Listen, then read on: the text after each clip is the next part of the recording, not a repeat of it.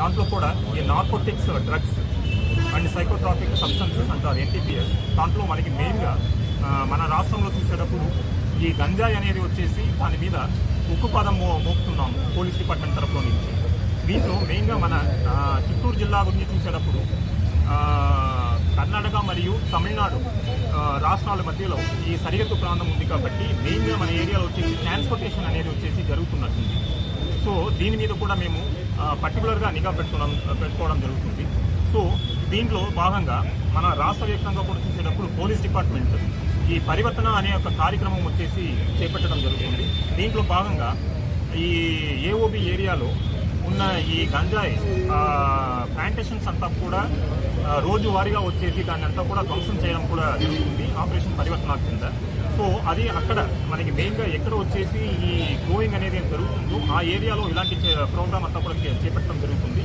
కానీ ఇది మాత్రం కాకుండా రాష్ట్ర వ్యాప్తంగా కూడా చూసేటప్పుడు అన్ని చోట్ల కూడా ఎవరెవరు వచ్చేసి ఇలాంటి ఈ గంజాయి వ్యాపారం చేస్తున్నారో, ఎవరి మీద వచ్చేసి క్రిమినల్ రికార్డ్స్ ఉన్నాయో వీళ్ళందరినీ కూడా వచ్చేసి ఒకసారి పోలీస్ స్టేషన్కి పిలిపించి వాళ్ళకి కౌన్సిలింగ్ ఇచ్చి వాళ్ళ మధ్యలో కూడా ఒక మార్పు తీసుకురావాలని కూడా పరివర్తన కింద ఈ కార్యక్రమాలంతా కూడా మేము చేపట్టడం జరుగుతుంది.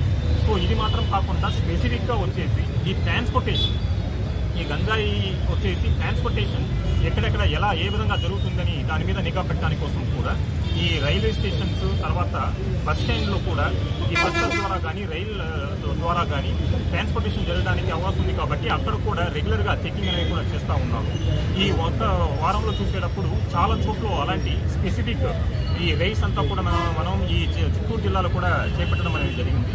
తర్వాత ఈ పరివర్తన ఒక భాగంగా మన జిల్లాలో మొత్తం చూసేటప్పుడు ఇప్పటి వరకు 136 members who are having criminal history, ఈ గంజాయి వ్యాపారంలో క్రిమినల్ హిస్టరీ ఉన్న వాళ్ళని అంతా కూడా ఈ జిల్లా వ్యాప్తంగా కూడా వాళ్ళు ఉన్న పోలీస్ స్టేషన్ పరిధిలో వాళ్ళని పిలిపించుకొని వాళ్ళందరినీ కూడా మంచిగా కౌన్సిలింగ్ ఇచ్చి ఇలాంటి ఒక వ్యాపారం అనేది వచ్చేసి ఎట్టి పరిస్థితులు కూడా వాళ్ళు మళ్ళీ చేయకూడదు. అలా చేయడం వల్ల వచ్చేసి చాలామంది యువకులు ఒక జీవితం అనేది వచ్చేసి నాశనం అయిపోతుంది అనే విషయం కూడా వాళ్ళకి చెప్పడం జరుగుతుంది. దీంట్లో చాలా ఇంపార్టెంట్గా ఎలా జరుగుతుందంటే ఈ స్కూల్స్ అండ్ కాలేజెస్లో ఉన్న పిల్లలకు కూడా ఇలాంటి వాళ్ళు ఏం చేస్తారంటే చిన్న చిన్న ప్యాకెట్లు ఈ అమ్మడం అనేది కూడా జరుగుతుంది.